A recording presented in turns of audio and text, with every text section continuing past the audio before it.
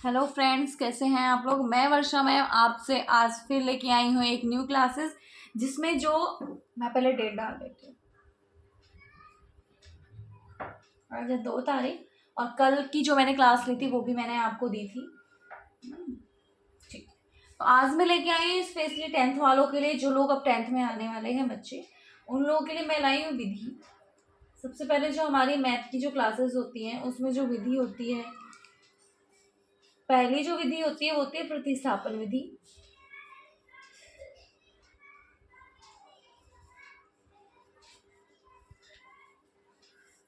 दूसरी जो होती है वो विलोपन विधि। तो आज मैं आपको यही दोनों विधि क्लियर करने वाली हूँ। पहले जो प्रतिस्थापन विधि है उस तरीके के देखो किस टाइप के क्वेश्चन आते हैं। सपोज करो कि हमारे पास इस टाइप का कोई क्वेश्चन है,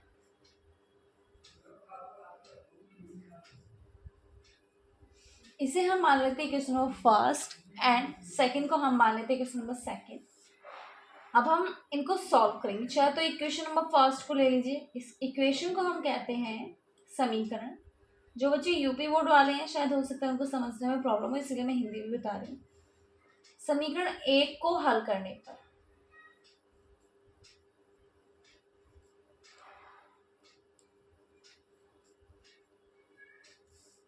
अगर मैं इसको हल करती हूँ x + y = 3, तो ये जो प्लस का y है, जाहिर सी बात है अगर हम कोई भी पॉजिटिव वैल्यू को बराबर के उधर लेके जाते हैं तो वो निगेटिव में कन्वर्ट हो जाती है।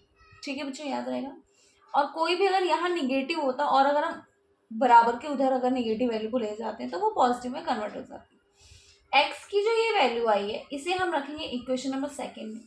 तो हम यहाँ लिख लेते हैं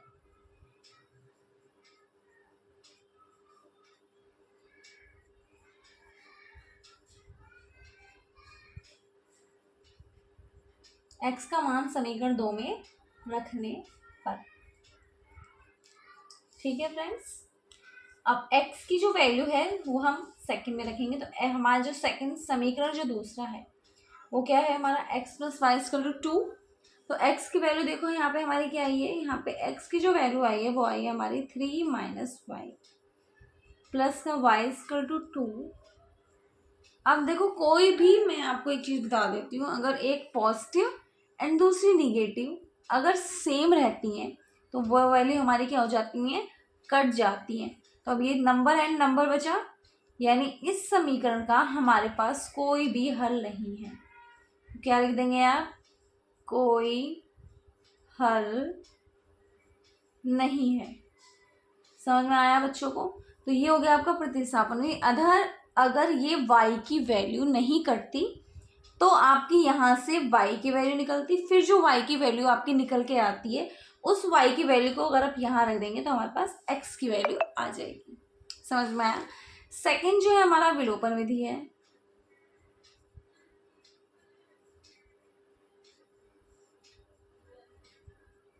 विलोपन विधि को हम 2 तरीके से हल कर सकते हैं। ठीक है, तो पहला तरीका देख लिया, अगर आप लोग को समझ में आ जाए तो हम मान लेते हैं कि हमारे पास ये क्वेश्चन है।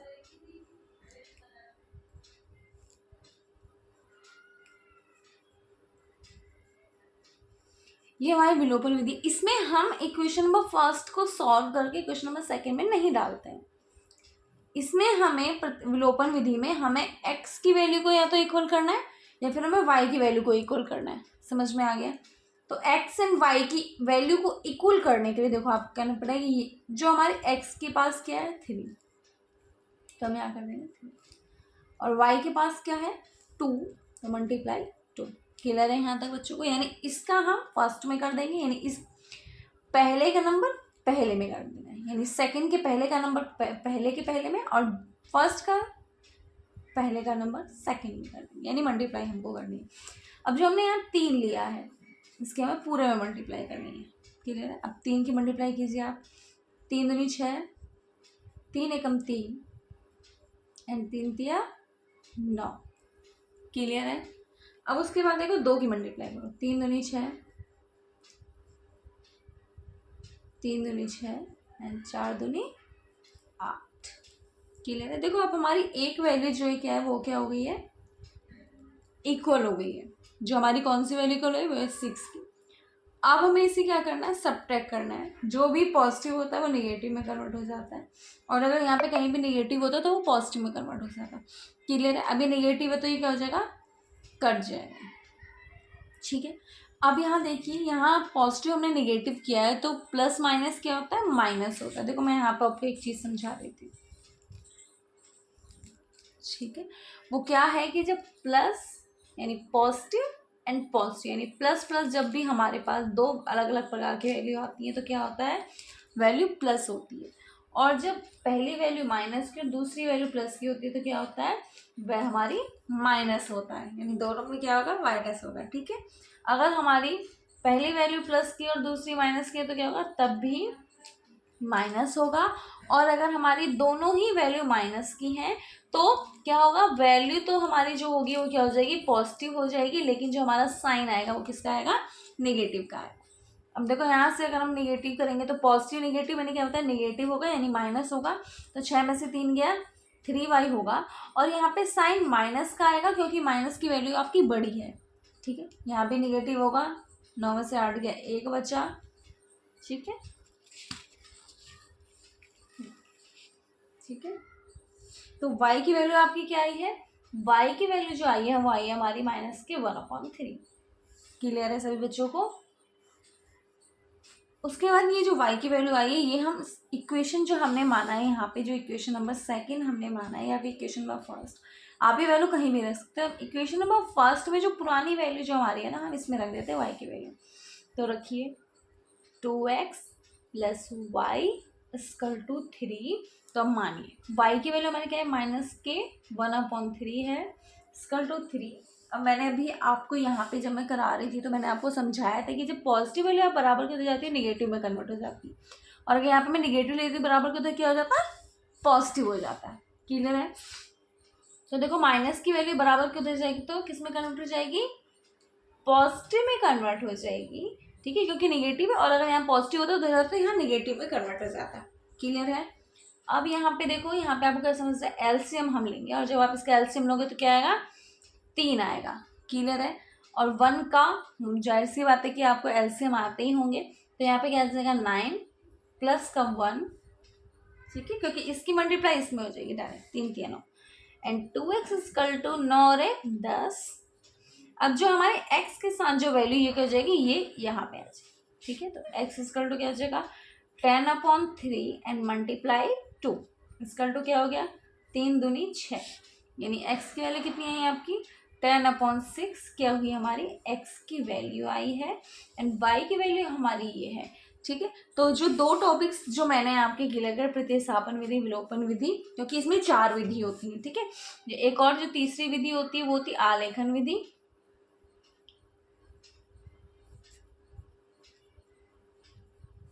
और जो एक चौथी विधि होती है वो कौन सी विधि है, व्रज गुणन विधि।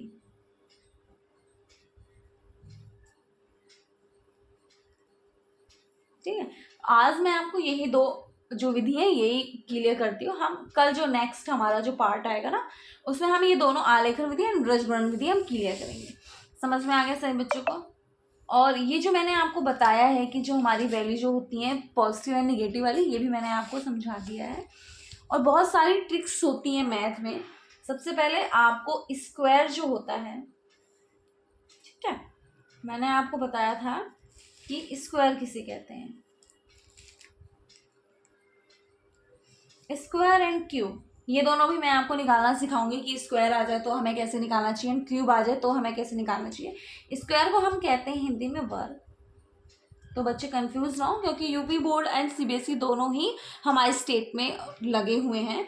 तो जो सीबीएसई वाले जो बच्चे होंगे उनको इंग्लिश में समझ में आएगा कि स्क्वायर, जो हिंदी वाले हैं जो 9th क्लास में 10th क्लास में जो बच्चे गए हैं तो उनको समझ में आएगा कि वर्ग किसे कहते हैं।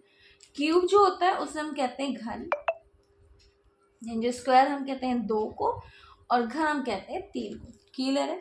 तो जो सभी बच्चे हैं उनको कम से कम 1 से लेके 30 तक कम से कम उनको स्क्वायर निकालना आना चाहिए, और क्यूब भी 1 से लेके 30 तक बच्चों को निकालना आना चाहिए। ठीक है, तो ये आपका घर का काम है जो मैं आपको दे रही हूँ। कुछ मैं बता देती हूँ आपको। जैसे अगर हम 1 का स्क्वायर निकालेंगे, 1 का मैं बता दूँ, अगर आप 1 की पावर अगर आप 1000 भी करेंगे ना, तो इसकी जो पावर है वो एक ही आएगी, ठीक है। 1 की पावर आप कितनी भी ले जाएंगे, जो हमारा आंसर है वो एक ही आएगा। तो 1 का स्क्वायर कितना आएगा, 1 ही आएगा, ठीक है। 2 का स्क्वायर, कुछ बच्चों को स्क्वायर निकालना नहीं आता तो हम बता देते हैं, जो भी स्क्वायर होता है, ठीक है बेटा। तो अगर 2 का स्क्वायर है तो 2 का 2 बार ही मल्टीप्लाई करेंगे, कितना आया 4। अब हम 3 का निकालेंगे तो समझ में आती है, जो भी हमारे पास वैल्यू है ना बेटा उसका उसी में मल्टीप्लाई करना है। यानी अगर 3 है तो 3 का 3 में करेंगे, 3 3 9। 4 का देखो, यानी जो वैल्यू है उसका उसी में करना है, यानी 4 का 4 में करना है। ये 2 का मतलब समझ रहे, 2 का मतलब 2 बार, तो 4 का 16। क्लियर है। अब मैं आपको बताती हूँ क्यूब कैसे निकालते हैं, ठीक है। 1 से लेकर 30 तक आपको कंफर्म आने चाहिए। अब क्यूब देखो, जैसे कि मैंने आपको बताया कि 1 का आप कितना भी निकाल लें आगे तक, उसका आंसर हमारा क्या आएगा, 1 ही आएगा। अब 2 का क्यूब देखो, क्यूब का मतलब मैं समझाती हूँ, यानी जो हमारे पास वैल्यू उसकी कितनी बार मल्टीप्लाई होगी, 3 बार होगी। तो मल्टीप्लाई कीजिए, 2 दूनी 4, 4 दूनी 8। क्लियर है। 3 का कीजिए, ठीक है। तो 3 गुणा 3 गुणा 3, 3 3 9 3 27। क्लियर है बच्चों को। आई थिंक मैं समझ रही हूँ कि आप सभी बच्चों को समझ में आ रहा होगा, ठीक है। अब 4 का करो, ठीक है। यानी 3 कोई भी वैल्यू होती है उसका क्यूब अगर हम निकालेंगे तो 3 बार मल्टीप्लाई होगी। और 4 का क्यूब करेंगे तो 4 4 16 चौके 64। समझ में आया सही बच्चों को।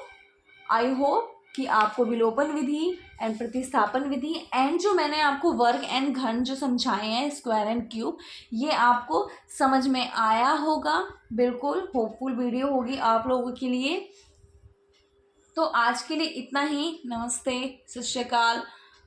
मेरे चैनल को सब्सक्राइब करें, लाइक करें, शेयर करें एंड कमेंट करें। अगर आपको मेरी वीडियो अच्छी लगती है तो और लोगों को भी बताएं कि इस चैनल को सब्सक्राइब करें आप सभी बच्चे। तो अब हम नेक्स्ट वीडियो में मिलते हैं कल।